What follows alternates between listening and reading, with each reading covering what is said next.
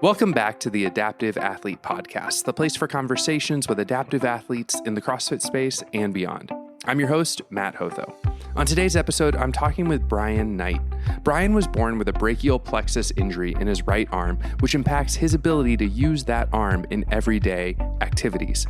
He competes in the upper 1-point division in wheel-wad, and he lives in San Diego, California, where he trains out of CrossFit Invictus. Now, Brian's story of finding CrossFit is actually really interesting. He didn't start in an affiliate. He started with a roommate at a gym in Chicago. And that roommate actually showed him a video of Victor Hugo Ossoff doing a one-armed clean and jerk as an example of what Brian can do. So community has always been a huge part of his experience of adaptive CrossFit. He competed at the 2024 CrossFit Games and took second at the 2025 CrossFit Games, and he's getting ready for the 2026 CrossFit Games coming up in just a couple of months. Brian is also one of the OG adaptive CrossFit content creators, so we'll talk about that. And what I really enjoyed about this conversation is Brian is just a really thoughtful thinker.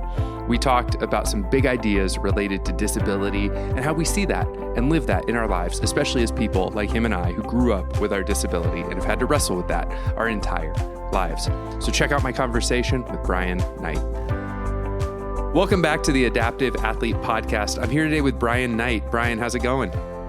I'm great. Yeah. Thank you. Thanks, Matt. Thanks for having me. You're welcome, dude. I'm excited to have you on. You are one of the OGs of kind of creating content in this adaptive CrossFit space. You were doing it before I started doing it. You had the Nighttime Talk podcast that we'll talk about a little bit later. But what I want to talk about right now is how's the open going for you, dude? I think you said tonight you're doing 26.3.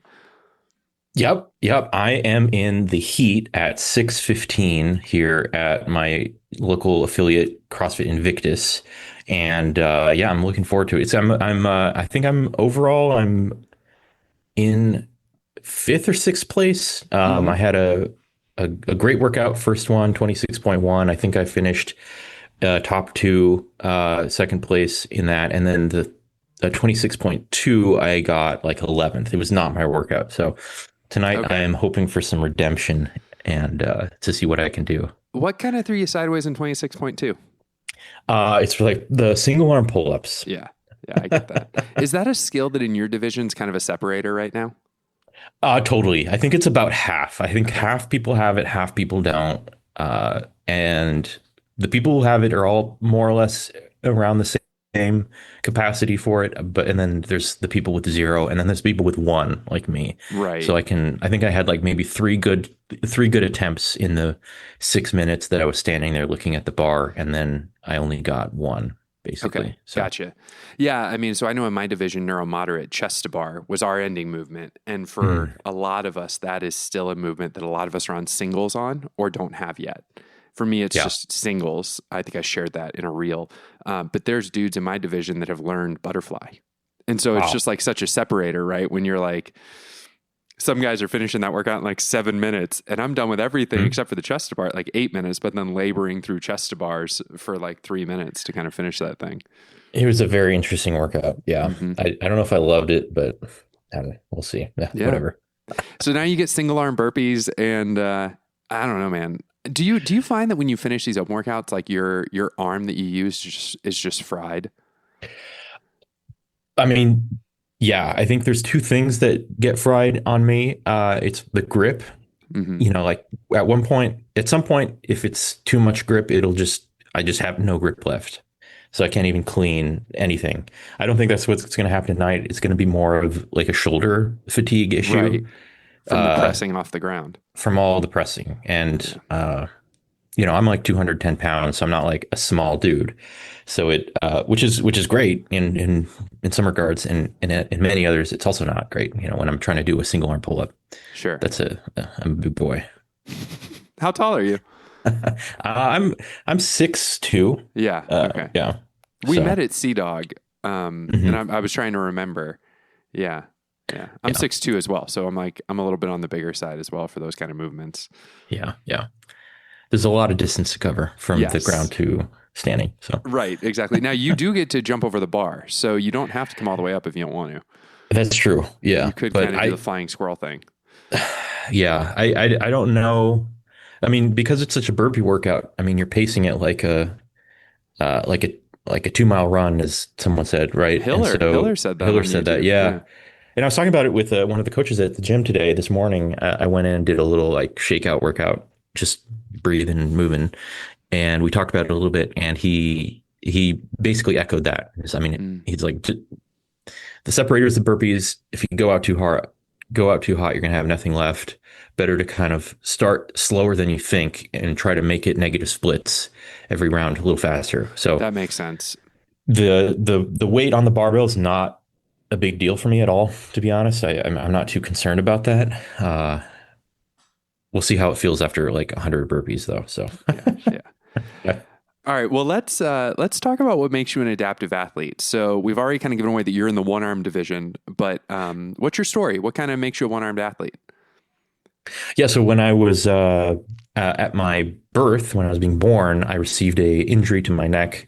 The brachial plexus is kind of a group of nerves around your neck and shoulder area that basically do motor control for your arm and shoulder. And so that was injured when I was being born.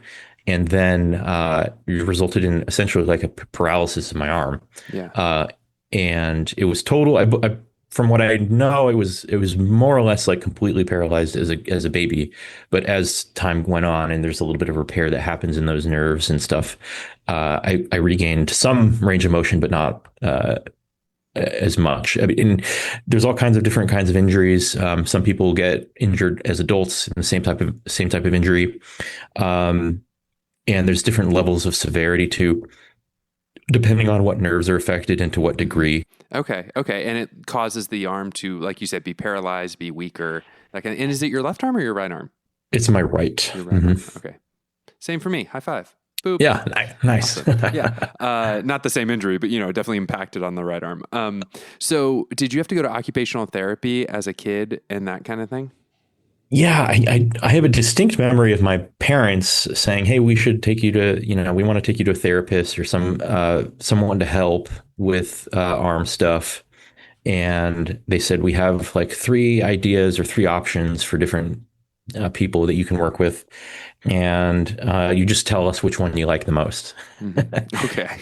And it was like, it's kind of like such a gentle, kind thing for my parents to do in retrospect, as I'm even just remembering right now. And I just remember choosing Dr. Mark. He was like the man. He was like super nice and friendly.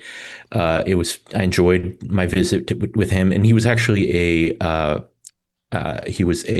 chiropractor by trade.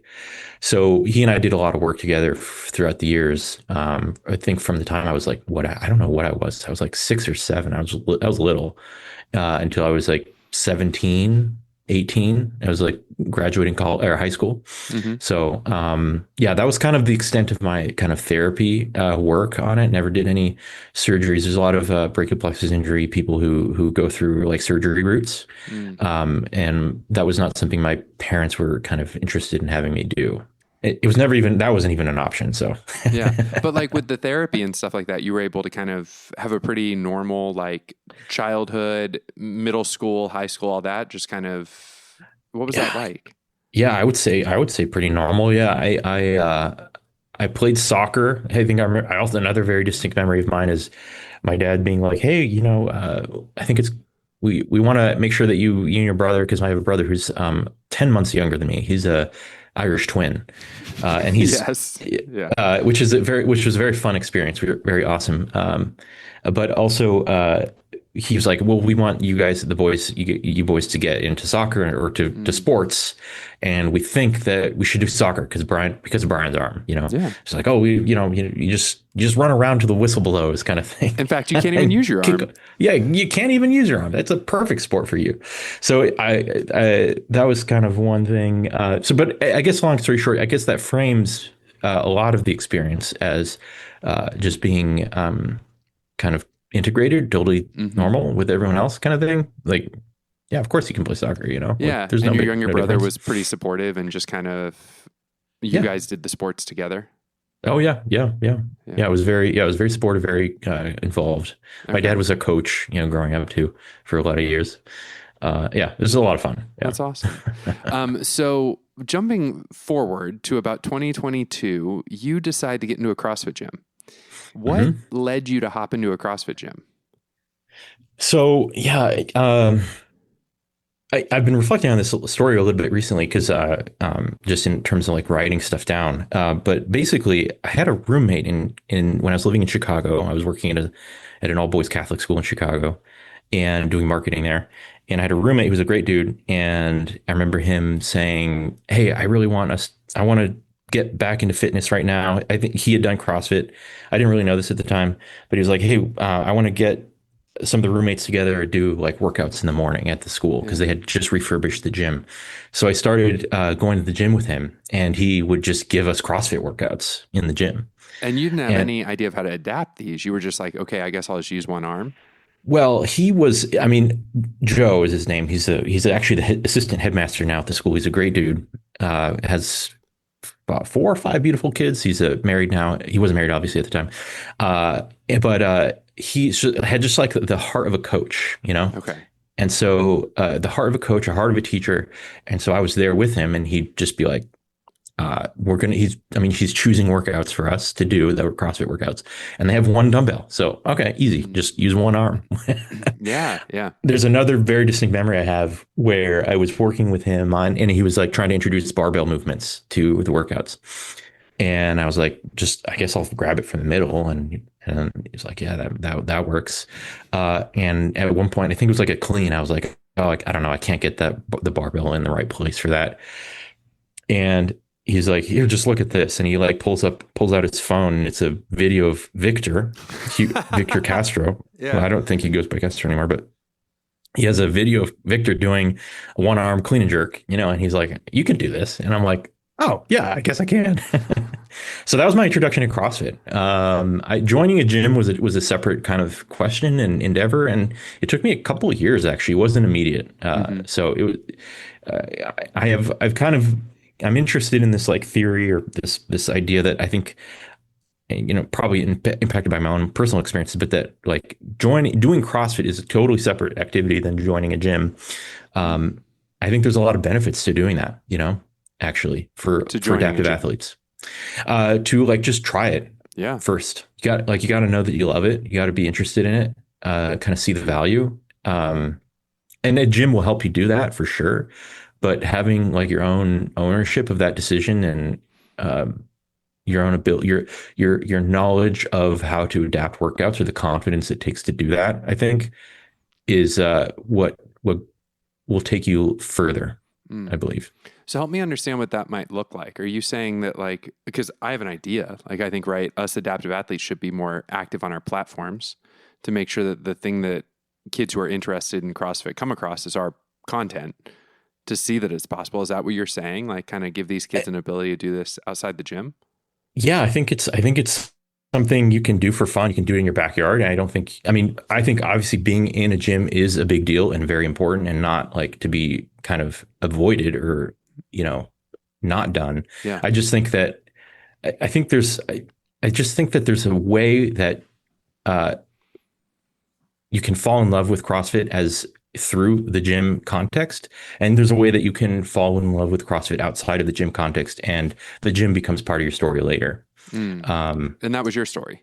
Yeah, I think so. And I think that's a lot of people's story in the history of CrossFit too. Like before there were CrossFit gyms all over the place, people just saw the workout online and were like, oh, that looks cool, I'll do that. You know, there's a great book that I got recently, by someone whose name I'm going to forget, but she was a member at the gym that I was at in DC, in Alexandria, Virginia. And it's kind of like a history of early CrossFit stuff. And that's kind of like how it started. It was like .crossfit.com, and there's, you know, people deployed in Afghanistan and or cops in Chicago who are like, what the heck? What is this? This looks great, you know? And they're just doing it in their backyards or at the Globo gym. I think understanding CrossFit as a methodology is kind of an interesting way of thinking about that too. So anyways, I think there's a lot of power to that. So you discover CrossFit, you're doing it in Chicago, then in, I think, California for a little bit, then Alexandria, Virginia. But at some point you also end up qualifying for the 2024 CrossFit Games. Yeah. Yeah. What was that like? So it was kind of surprising. So when I started CrossFit, I had seen Victor and I knew like, oh, there was this thing called adaptive CrossFit or adaptive games divisions or competing or something, but I was not that interested in it at all, Okay. to be Okay. honest. Yeah. I was like, I don't really care about competing. I'm just trying to be consistently going to the gym and getting stronger and fitter. And competing was like something I was very reluctant to do. Mm. Uh, I kind of needed people to push me a little bit, and uh, I don't know. Anyways, there's a lot of reason for that, kind of, my own psyche and stuff. But long story short, I think I had gone through a breakup when I was living in DC. And so I was kind of looking for stuff to occupy my attention and time and space. And I was going to the gym. I was not super consistent at the time, but I got just a lot of encouragement from the people at the gym, the community at CrossFit the neighborhood in Alexandria, Old Town Alexandria, Virginia. And it was just it was a great community, a lot of great members there, and kind of just like, oh, you sign up for the open. And I was like, oh, well, of course, fine, I'll do the open.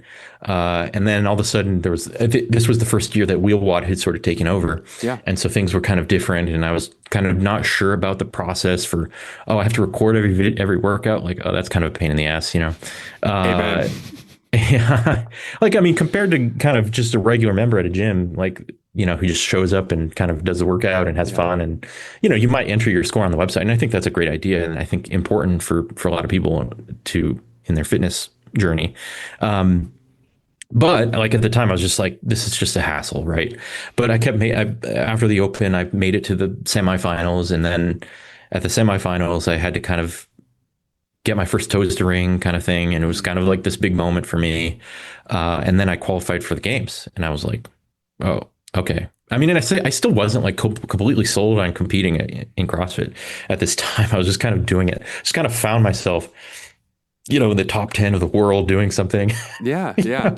And I think I had to kind of get some encouragement from coaches who were like, yeah, Brian, like there's not many things that I have the opportunity to be at the top 10 in the world in, and you're here and why are you complaining about like, now I have to do this? And I'm like, yeah, you're right. Like I should frame that a little more positively. Like this is actually kind of an opportunity. And so, at the time, again, after a lot of, after breakups is, I think a lot of people can be at a crossroads and stuff. So, at the time it's just the next thing to do. So what was your mentality going into that was sort of, you're wrestling with like, is this something I want to do? Because you didn't know if you wanted to be competitive. And then this person kind of tells you, dude, this is a really unique opportunity.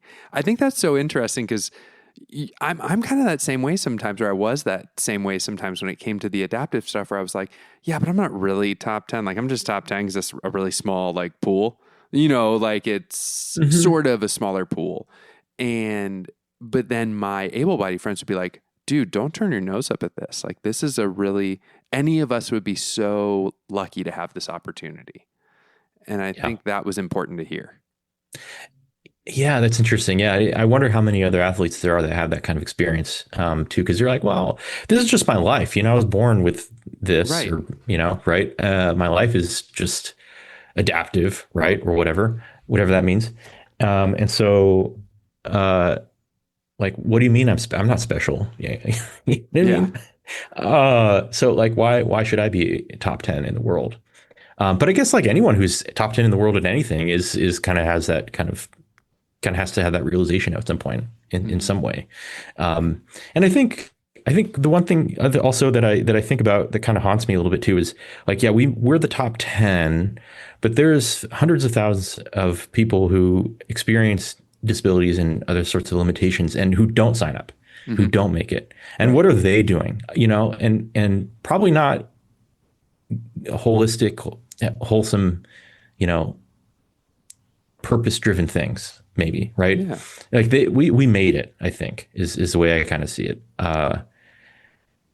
I think I remember recently I was doing some work for a nonprofit and I was doing some research, like some market research. And I remember doing some Google Analytics stuff about how often brachial plexus injuries are Googled.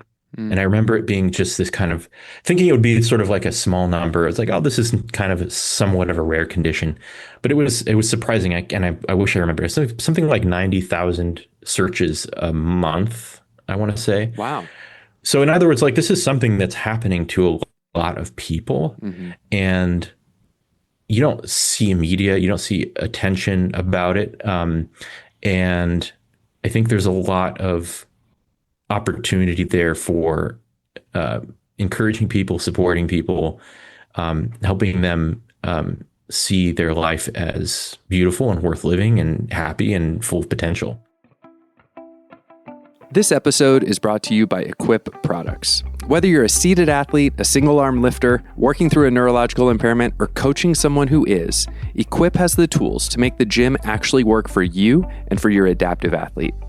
They're partnered with WheelWOD, trusted by PTs and coaches, and they're the go-to source for adaptive fitness gear. Go explore everything they carry at equipproducts.com.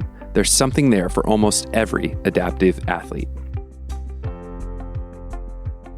This is a fantastic kind of sidetrack that we're taking in the conversation, and I'm just going to pull us towards something that you've been doing, which is volunteering with the brachial plexus support group, essentially, that I think meant something to you growing up. You were telling me that Amy Johnson was a part of that as well, a fellow CrossFitter.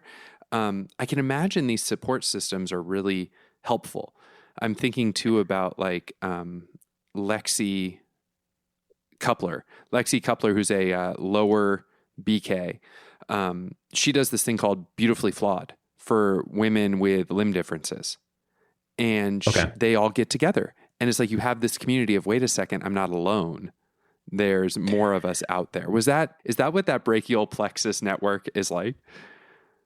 Yeah, it's a great community. It's super interesting to be part of. I didn't really become part of it until I was older. I had known about them for a long time because they have a camp almost every other summer now for people with brachial plexus injuries, and I've been fortunate enough to kind of volunteer as the camp photographer for the last couple of those. And so that was when I got to know Amy and a lot of the other people who are there that do a lot of kind of interesting and good work. I don't know that I would have enjoyed going to this camp as a young person. I think going as an adult was a big deal, like very awesome, very helpful. I think there's a lot of people who can get very negative about their own experiences with disability. And maybe it's just the brachial plexus community. There's a lot of like us and them sort of vibes that I got. I had just such a beautiful experience being like integrated with my family, able-bodied family, able-bodied school community, able-bodied church community later, right? And learning so much from others and myself through those experiences and seeing it as ultimately like very good and positive and beautiful. And I think there was a very, I don't see it. Like, I don't even know how to place it. Can I try? Sure, go for it. So was it almost like a tribalism of maybe like you grew up in an able-bodied environment, around able-bodied, accepted in that space, and you're seeing perhaps what can happen when kids are kind of given the opportunity to grow up more like not away from able-bodied people, but kind of also heavily identifying with their being disabled and what that kind of does for how they see the world. I think what you're saying is something cueing in on something, which is there's a way that you identify yourself as disabled or not. I think I had to learn partially through that experience that identifying myself as disabled is important, but it's only part of me, right? Mm-hmm. And I think what I remember experiencing a ton at this camp was a lot of like total identification with my disability. Mm. And I think those are two errors. I think those are two missing the marks, if you will, right? You can miss the mark by over-identifying yourself with this disability, and you can miss the mark by under-identifying yourself with the disability as well, like pretending it doesn't exist or pretending it doesn't have an impact in your life or something like that. I mean, it does. You know, like there's a lot of people who, like, when I meet them, they're like, "Oh, I didn't notice your arm. You know, like I never noticed there was something wrong with your arm." And for a long time, I've kind of like believed them, Yeah. Yeah. As I've gotten older, I'm like, that's bullshit. Of course, Right, right, right. of course, you see my arms different, like, Or sadly, you get older and you go, man, some people really are just like not paying attention in this world. sure, that's totally possible too. But it's not that it's not unnoticeable. Like, come on, like, you're trying to make me feel better or something, and that says ultimately more about you than it does about me, and that's fine, Yeah. Yeah, yeah. I think, again, a very good, a very interesting side tangent that we just took there, because I think that is a conversation that happens frequently in our community, right? Is how do you place yourself on that spectrum of being completely identified by your disability versus pretending that it doesn't exist, right? And there is a healthy somewhere in the middle there that I think we all try and sit somewhere in between. But we've had to learn that as adults, I think. And there wasn't really a rubric for how to do that as kids. We weren't ever told as kids, hey, you're gonna have to figure this out when you're an adult. Yeah. And I think a lot of your parents' impact on you has a huge impact, Mm-hmm. The role parents have in this regard is a big deal, I think, for the formation of that person's kind of a understanding of their self. And so I think any kind of dysfunction in that is going to amplify any kind of dysfunction in your physical self as well. Yeah. Right? I mean, those are sort of intense words, but Well, let's jump back into the 2024 CrossFit Games for a second, and then we're going to jump to a couple other things. One thing I want to highlight in the 2024 Games is that first workout, stadium trials. So you are, I mean, I don't know if you can picture it. It's your first game. So I can definitely picture my first games, but it was like, you're coming out to Morgan's Wonderland. They're going to have you row. They're going to have you ski. And then I believe you guys got lucky enough to run. Yeah. And Brian, I don't think the audience fully knows how good of a runner you are. What did it feel like when you got to take off on that run? It was, you got to the run like totally wasted. It was hot and humid, and I was not training in that heat. So, to be honest, I think of myself as a runner, but as soon as like I left the ski or whatever, I was not a runner. I was struggling. And I think that was just a big hole in my fitness at the time. Okay. Yeah, I think I got off the machines first. I think I was like in first place at the time. And then I got passed by 2 people, I think, pretty quickly in the run. Okay. That was it. I was able to kind of get enough recovery time on the run and kind of replenish the systems, I guess. I think I did finish 3rd in that workout. You did. If I'm correct. Mm-hmm. Yeah. So I was I didn't feel my experience as a runner sustaining me, but I think it did. Ultimately. Okay. All right. Well, then, since I thought that might be an experience where you maybe came off of the machines like 5th, and then you got to pick off a few people, but it sounds like it was kind of the opposite. No, yeah. But still, your experience kept you from losing more spots. You were like, all right, I got to recover. I got to go. Exactly. Kind of yeah. And I think the run was a 1600, right? So it was right in your sweet spot. Mm-hmm. Yeah. I was trying to remember my college days as a runner and channel my 4 flat 1500 meter PR. There it is. Ladies and gentlemen, this guy had a 4 flat 1500 meter PR in college. And you ran with able-bodied kids, right? Yeah. What did that feel like when you would smoke them? I was always like, who's next? I don't know. I was not like, look, I was like, hey, I didn't break. And this is maybe just the mindset I had at the time. I was like, I'm not fast enough. I need to be faster. This needs to be faster. And I'm beating a lot of the kids, but I wasn't like running the times I needed to like walk on at the UCLA team, and that was kind of like, that was the target. It was, I mean, in retrospect, it is a kind of accomplishment that I'm proud of, for sure. Yeah. And it seems like you have this drive in you that is like, man, I just want to keep getting better. And so I think you took that from the 24 games into the 25 games, because at the 25 games, you placed 2nd. Yeah. Yeah. So what were those vibes like? Like getting to achieve that, getting to do that over the course of that weekend? Well, I think this kind of ties into that experience, that reluctance of like competing that I had.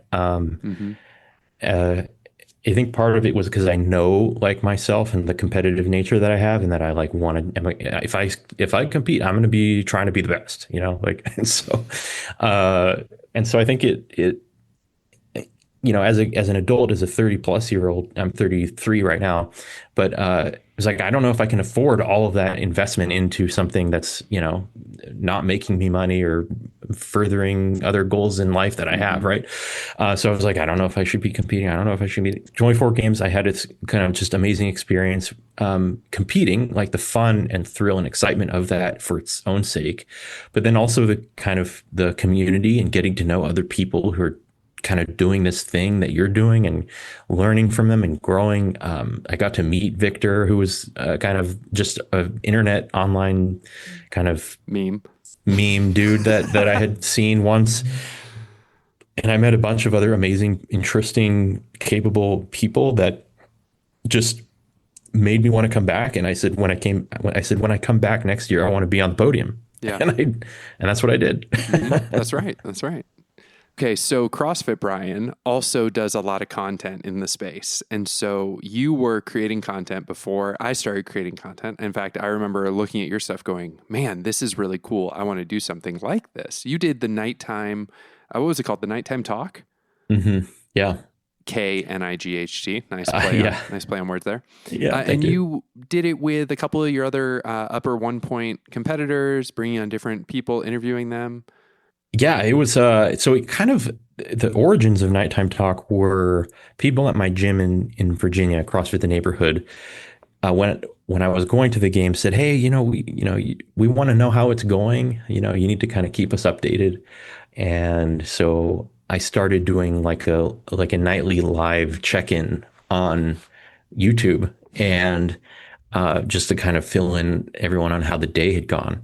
And so there was people who were like, competitors, Victor and Tyler specifically, who would log on to those every night and just kind of like follow and hang out in the chat and stuff. And so it was kind of it was just a fun experience of like kind of sharing and talking and hanging out. And so then when we left 24 games, I was like, let's just keep that vibe going. Like, let's just start like kind of a weekly Friday night kind of podcast hang time where we get to know people, and we're live on YouTube and kind of live reactions and antics and just hanging out, because we just had a great time doing that at in San Antonio. Yeah. And then I think you started something that a lot of us have been dreaming about in the adaptive space, which is some version of Kill Taylor, essentially, for adaptives. Yeah, that was that we had an idea of doing like Kill the Night challenge, so like a weekly kind of workout that comes out, and you can do your adapted division version or whatever, or just a regular run. We did a couple of those, and then I think it was if it didn't get like traction or movement, or we didn't want to follow through with it for some reason. I can't remember exactly what was going on. It's hard. Like, I've thought about what the logistics of it would be to write the 16 different workouts, maybe 8, maybe you combine some categories and kind of, but like, how do you do it? Kill Taylor has that critical mass and like the whole Savant crew behind it. It takes like a team for that kind of thing. And, I mean, my bandwidth is very limited, right? Yeah. I think everyone else is. I mean, everyone's busy, right? So, yes. You have to deliberately prioritize things. I mean, that's just life. But 100%. Yeah. Can I interest you in a lightning round? Yeah. All right, dude. We're gonna come out hot. Are you ready for this? So you were telling me that you and your partner have been watching a lot of Civil War, or watching a Civil War documentary. I need you to start reciting the Gettysburg Address. Okay. 407 years ago. You can get help. That's not right. Help from her. Yeah, you can get help from her. She's watching it with you. She can help. She's distracted now. Oh, bummer. They didn't cover the Gettysburg Address in the documentary. What? Yeah. Yeah. I think they talked about Gettysburg and do you know the Gettysburg Address? Do you want to feed it to me? You want me to read it to you? Yeah. Well, And then read it. No. That's cheating. That's cheating. Oh, no. He said it's cheating. Well, I mean, it's always good for people to hear the Gettysburg Address, but wait, do you know it? And 7 years ago, our forefathers gave birth to something. New birth of. I think there's a new birth of freedom line. I do know that.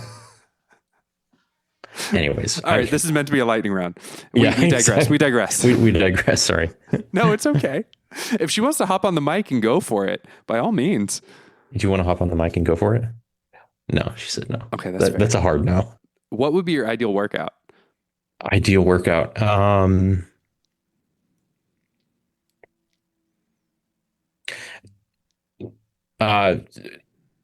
To beat people or to have fun? To have fun.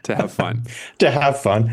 I'm kind of been a big fan of like just an easy recovery workout recently, where you do like every 2 minutes, you do like you're on a machine, and then every 2 minutes you like do like some small simple movement, like air squat, like 10 air squats, or like a couple double unders practice, or a couple toes to bar practice, something like that. It's just kind of like you're moving, you're listening to music, you're hanging out, but you're not like trying to, hit too much intensity at the time. That's kind of what I've enjoyed the most recently, specifically. Yeah. Okay. What do you do for rest days?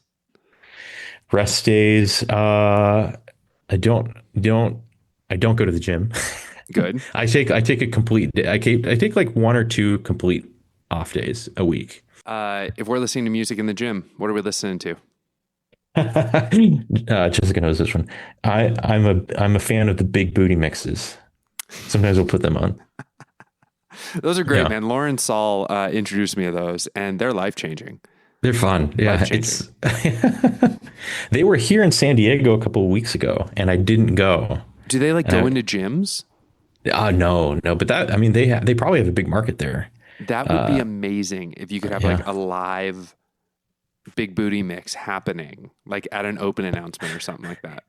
Yeah, that's a good opportunity. Someone needs to sign them up for that. That'd be wild. All right, fill in the blank. Adaptation has taught me blank. Growth. I think that's. I don't know. I think it's just that simple as that. 2 final questions so we get ready to wrap up. These are not lightning rounds, so you can take your time on this, okay? Okay. If there's someone listening to this who wants to try out adaptive fitness, what would you tell them to encourage them? I think it's not to wait for ideal circumstances, like whatever that means. I think you have to, I was inspired by some of the media CrossFit HQ was putting out before the open announcements, where there's the guy, I'm done being obese. And he was doing his L1 and talking about that, his experience and losing 100 pounds in the past year or something like that. And it was like, this is beautiful. That's amazing. And he just like said, when he kind of made that decision, I'm done being obese, right? He just started walking around the block, and that was his workout, right? I mean, it wasn't a CrossFit quote unquote CrossFit workout. He got there, but he didn't wait. And I think that aligns with my story too. I didn't start doing CrossFit in a CrossFit gym. I was doing CrossFit with a great friend and roommate of mine, who just had the heart of a coach and wanted to help me and wanted to help himself grow and be more fit. And you just start. I don't think there's any, for you as a disabled athlete or for anyone else, there's no like ideal set of circumstances for anything in life, pretty much. Right. So, that's not specifically to disabled people. That's everyone. So, last question. If you could go back and give your younger self a message, what would that message be? I think my younger self could have benefited. I mean, there's different levels to this question, right? But one way is, and I think it's like a skill that would have benefited me in the long run in other areas too, is being more thorough. Is one way of saying it. I think like having more awareness of your own lack of knowledge in some areas. I think like there's a certain like overconfidence that can kind of come in that's like not helpful. I think there's also like a timidity and like lack of assurance as well. But I think I've benefited the most from like having more of a open and curious approach to things. Yeah. Rather than like a kind of, I know things, or, oh, I'm good, or, oh, I have all the information I need. Well, do you have you followed through? Do you know that for sure? Who says, right? Like having a little bit, it's not skepticism, but it's like, it's a curiosity ultimately. I think it's having curiosity. A curiosity maybe paired with humility. Yeah, I think so. Good. Like and by humility, we don't also mean like some sort of like thing where I'm less than. Of course right? not. No. It's like something grounded in like reality, right? Mm-hmm. I think it's ultimately like there's a kind of a Catholic saint who I forget who it was, but said something like humility is essentially like just being in touch with reality, right? And for example, like when this has to do with your disability, right? The reality is that I am disabled. Is that the most important part of who I am? No. Is it important part of who I am? Yes, of course. Right. And so I think there's like, am I deliberately trying to practice humility? Because I think obviously humility is like one of those things where you're like, well, I'm the humblest guy ever. Right. Well, if you're able to say that, then you're probably not. Right. Anyways. Nobody's more humble than me. Yeah, exactly. Like, okay, dude. Okay. Yeah. No, but I think you're right. I mean, I think that goes back to kind of a couple of things that we've had about spectrums here, right? That spectrum of like identifying fully with your disability and then not identifying with your disability. That idea of being so self-assured that you border on arrogance. And then that level of just being so timid and meek that you border on being too passive. Yeah, and in between totally. there, right, is assertiveness, is curiosity, is humility, all these great traits that allow you to be curious about the world around you. Yeah. Yeah. And those are ideals that I feel like as an adult, you have to kind of like deliberately practice and deliberately aim for, and are beautiful, inexhaustible sources of meaning and worth in your work and life. So. Well, thanks, Brian. I enjoyed this philosophical talk with you about all these different things that make up fitness, disability, life, just living the good life. Yeah, exactly. 100%. Exactly. The good life. Brian, dude, thanks so much for being on the podcast. I look forward to seeing how the Open wraps up for you. By the time this comes out, we'll be on the verge of semis, so I know you'll be there. I'm just looking forward to seeing how your season goes, man. Thanks for being a part of the community. Yeah, no, thank you, Matt. Appreciate the invite, and this was great. Thanks so much for joining us for this episode of the podcast. One idea that I really liked from this conversation was the idea of the spectrum of over-identifying with your disability or under-identifying with your disability, right? Making it your whole personality, or just kind of avoiding it and hoping that people don't even notice it. Brian kind of nailed that spectrum, right? For me, I've grown up with my disability just like Brian, and I've had to wrestle with, trying to hide it from people, telling them it was a tennis injury so I don't have to say the word cerebral palsy, right? That is a thing that people really deal with, and I'm glad that Brian brought it out. And then this idea of curiosity and humility, that comes up a lot in my line of work, in my day-to-day job, trying to embody those values when I interact with other people. And so I love that Brian kind of fronted those values as well. So if you want to follow Brian, you can find him on Instagram. His link is in the show notes. And you can follow up with his season. In just a couple of months, we're going to have the CrossFit Games coming up in July over in San Jose. We'll be covering that on the podcast. And you'll get a chance to hear more stories as we lead up to that event. In the meantime, share the podcast, invite somebody to listen to it, like, subscribe, and leave a review. I'm Matt Hotho, and I'll see you next time.